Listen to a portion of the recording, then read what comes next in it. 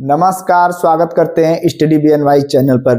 दोस्तों, पिछली वीडियो में हम वेक्टर क्या है और वेक्टर संबंधी क्या क्या परिभाषाएं थी, वेक्टरों का निरूपण कहाँ होता है, इन सारी बातों को बहुत अच्छे तरीके से जाना। यह भी जाना कि जो अदिश राशियां होती हैं उनका जो परिमाण निकाला जाता है वो सामान्य गणितीय जोड़ घटाव से उसकी गणना कर सकते हैं।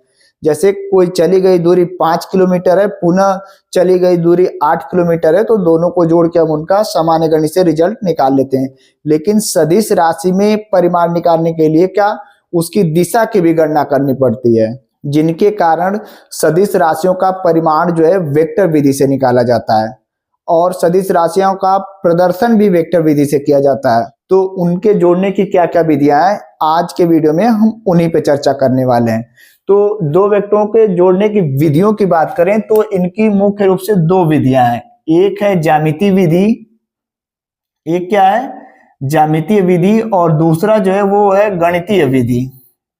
ज्यामितीय विधि और दूसरा ज्यामितीय विधि, सॉरी, एक ज्यामितीय विधि और दूसरा जो है वो गणितीय विधि है। ज्यामितीय विधि की बात करें तो ज्यामितीय विधि में कुल दो विधियां हैं।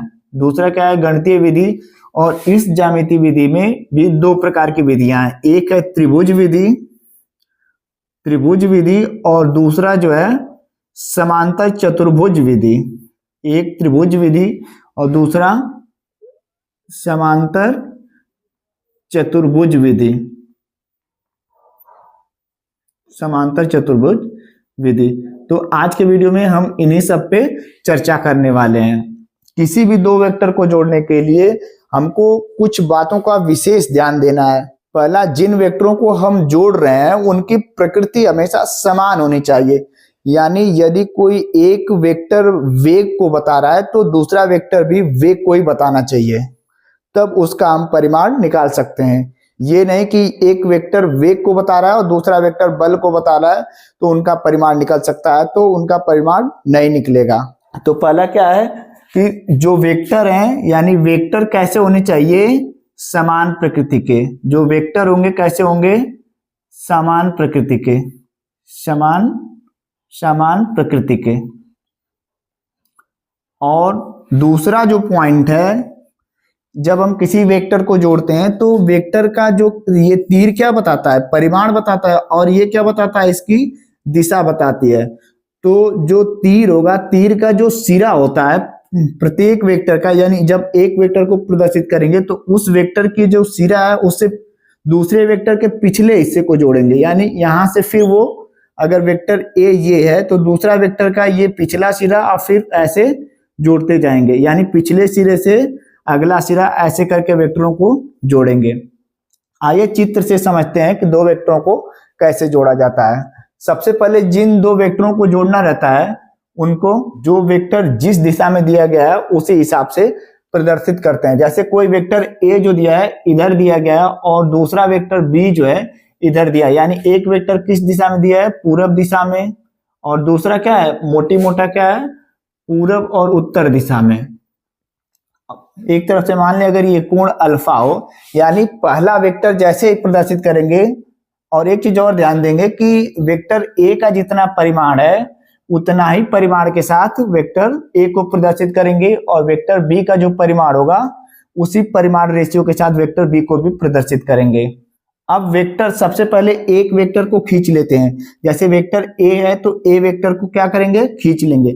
अब पुनः वेक्टर v जो होगा जिस डायरेक्शन में होगा, इस वेक्टर a के शीर्ष से सटे हुए वेक्टर b को भी क्या करेंगे, उसी डायरेक्शन में खींच लेंगे। इसके बाद वेक्टर a का जो प्रारंभिक बिंदु होगा, यानी जहां से वेक्टर a स्टार्ट हो रहा है उस वहां से, और जो a और b को मिलाने पे उसका जो अंतिम बिंदु है वहां तक एक और वेक्टर बनाते हैं, और उस वही वेक्टर क्या होता है, परिमाणी वेक्टर होता है, यानी परिमाण होता है, और परिणाम वाले वेक्टर को r से प्रदर्शित करते हैं, जैसा कि चित्र बी में आप देख सकते हैं। पहले क्या करेंगे, वेक्टर a को लेंगे। अब वेक्टर a जिस दिशा में रहेगा उस दिशा में लेने के बाद पुनः जो वेक्टर b होगा जिस डायरेक्शन में होगा उसी डायरेक्शन में वेक्टर a के शीर्ष से क्या करेंगे, उसी डायरेक्शन में वेक्टर b खींच लेंगे। इसके बाद वेक्टर ए का जो प्रारंभिक बिंदु होगा, यानी वेक्टर ए जहां से स्टार्ट होगा वहां से, और वेक्टर बी का जो अंतिम बिंदु यानी जिस वेक्टर बी का जो शीर्ष होगा वहां से एक और वेक्टर खींचते हैं।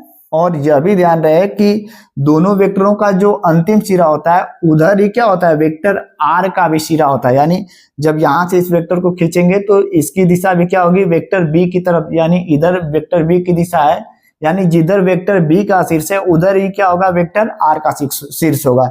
तो दिशा भी किधर होगी, इस प्रकार होगी। तो इस प्रकार वेक्टर आर निकलता है। और यहां से वेक्टर आर बराबर हम क्या निकाल सकते हैं, वेक्टर ए और वेक्टर बी। परिणामी क्या निकल के आएगा, वेक्टर आर बराबर vector A plus vector B.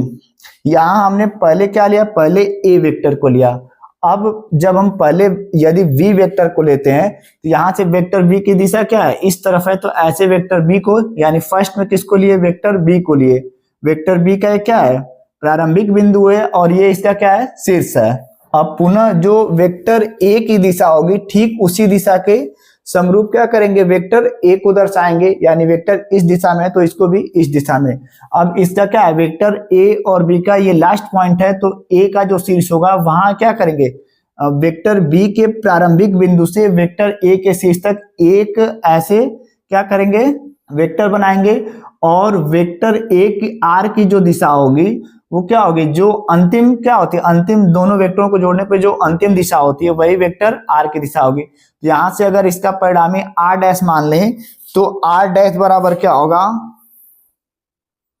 Are dash बराबर वेक्टर, पहले हमने बी को लिया है, vector B plus vector A, और वेक्टर का जोड़ जो होता है क्रम विनिमय नियम का पालन करता है। यानी यहां से क्या निकल के आएगा, जो वेक्टर आर होगा वही क्या होगा, वेक्टर आर डैश होगा। यानी जो हमारा वेक्टर ए प्लस बी का रिजल्ट आएगा वही क्या आएगा, वेक्टर बी प्लस ए का रिजल्ट आएगा। तो इस प्रकार दो वेक्टरों को जोड़ा जाता है। तो ये थी त्रिभुज विधि, और त्रिभुज विधि में क्या है, वेक्टर ए और वेक्टर बी को क्रम से लगाते जाते हैं, और फिर क्या, वेक्टर आर को उन दोनों वेक्टर ए के प्रारंभिक हिस्से से और वेक्टर अंतिम के शीर्ष से मिला देते हैं, और इस प्रकार क्या बन जाता है, इसका परिमाण को लेके एक त्रिभुज बन जाता है। तो ऐसे वेक्टरों को जोड़ने की विधि क्या कहलाती है, त्रिभुज विधि। अब आइए समांतर चतुर्भुज विधि के बारे में बात करते हैं। स्क्रीनशॉट लेना है तो आप ले सकते हैं। अब इसको मिटाते हैं। अब बात करते हैं समांतर चतुर्भुज विधि की।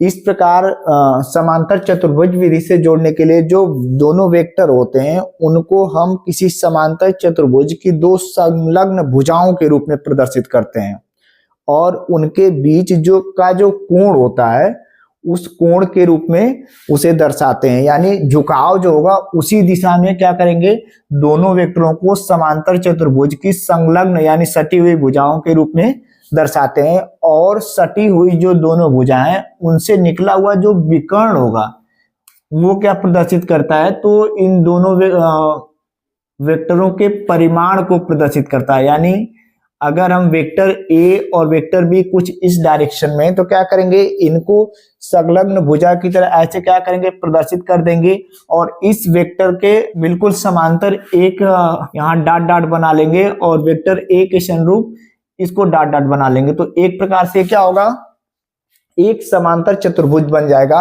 और दोनों भुजाओं का संलग्न जो भुजा है इनसे निकला हुआ विकर्ण क्या करेगा, इसे इनके परिमाण r से प्रदर्शित करेगा। तो इस प्रकार क्या हो जाएगा, वेक्टर r बराबर क्या हो जाएगा, vector a plus vector b। और हम लोगों ने क्रम विनिमय नियम भी पढ़ा है। क्या करेंगे, पहले वेक्टर a को प्रदर्शित कर देंगे पहले वेक्टर b को फिर a को, तो ये r डैश बराबर ये भी निकल सकता है क्या, वेक्टर b प्लस a, क्योंकि हम लोग क्या क्रम विनिमय नियम को अभी पढ़ा है। आइए इन चार चित्रों को देखते हैं और एक एक करके समझते हैं। सबसे पहले हम चित्र ए की बात करें तो यहाँ वेक्टर ए की जो दिशा है और वेक्टर बी की जो दिशा है वही क्या है, वेक्टर आर की दिशा है, लेकिन वेक्टर आर का परिमाण जो है वो ज्यादा है। यानी जब दोनों वेक्टर क्या होंगे, जब दोनों वेक्टर जब दोनों वेक्टर समान दिशा में होंगे, यानी एक ही दिशा में होंगे, क्या होंगे, समान दिशा में होंगे, तब जो होगा हमारा वेक्टर आर यानी उनका परिमाण जो निकल के आएगा वो क्या होगा, मैक्सिमम होगा यानी अधिकतम होगा। दूसरा देखिए, दूसरा पॉइंट क्या निकल के आ रहा है, यहाँ चित्र ए में देखिए ये परिमाण आर क्या है, ज्यादा है, लेकिन जैसे जैसे ये क्या है, एक दूसरे के हैं, जब दोनों वेक्टर समान दिशा में, जब समान दिशा में यानी वेक्टर ए और दूसरा वेक्टर भी क्या है, ऐसे एक ही दिशा में, जब कोण छोटा होगा यानी तो आर का मान क्या होगा, बढ़ेगा, यानी परिमाण हमारा क्या निकल के आएगा, ज्यादा निकल के आएगा, क्योंकि इस वेक्टर ए को जब इस वेक्टर को जो कि इस दिशा में ऐसे जोड़ेंगे तो ये आर का मान क्या होगा, बढ़ेगा। लेकिन जब कोण का मान क्या करेंगे, जैसे जैसे यहाँ क्या है, बढ़ाते जाएंगे, वेक्टर ए और वेक्टर बी के बीच के कोण के मान को बढ़ाते जाएंगे, जैसे यहाँ क्या है, जब समांतर है तो 0 अंश है, यानी थीटा बराबर यहाँ क्या है, 0 अंश है। जैसे जैसे बढ़ाएंगे, यहाँ क्या है 90 अंश कर दिए तो आर का मान क्या हो गया, कम हो गया। अब यहाँ वेक्टर ए और वेक्टर बी के बीच कोण का मान और बढ़ गया, कहाँ कितना बढ़ गया, ये 90 अंश से ज्यादा हो गया। तो उस स्थिति में क्या हो रहा है, हमारा वेक्टर आर जो है वो क्या और कम होता जा रहा है। अब जैसे जैसे एकदम ये एक दूसरे के समांतर हो गए, यानी एक वेक्टर क्या है ऐसे है, फिर मान लीजिए कि 180 अंश से थोड़ा सा कम हम बता रहे हैं, दिखा रहे हैं ताकि समझ में आए। तो यहाँ जब कोण का मान बढ़ता जा रहा है तो ये परिमाण आर जो है क्या वो कम होता जा रहा है। और जब क्या होगा, जब विपरीत दिशा में हो जाएंगे, यानी जब दोनों वेक्टर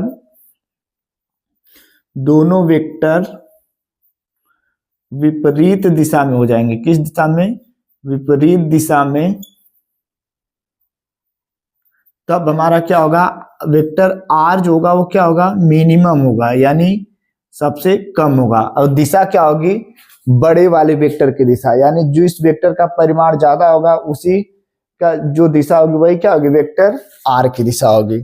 ठीक, यानी जब दो वेक्टरों के बीच का जो कोण होता है वो सबसे कम होगा तो परिमाण वेक्टर आर का मान सबसे ज्यादा होगा।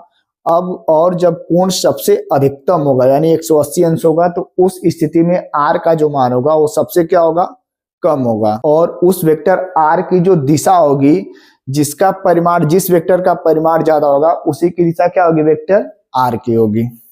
तो ये थी दोस्तों समांतर चतुर्भुज से वेक्टरों के परिमाण निकालने की विधियां और उनके कुछ कंडीशन जहां परिमाण आर का मान कब मैक्सिमम होगा और कब मिनिमम होगा। उम्मीद करते हैं ये वीडियो आपको पसंद आएगी। अगर वीडियो आपको पसंद आती है तो प्लीज वीडियो को लाइक करिएगा और अपना प्यार देने के लिए चैनल को सब्सक्राइब करिएगा।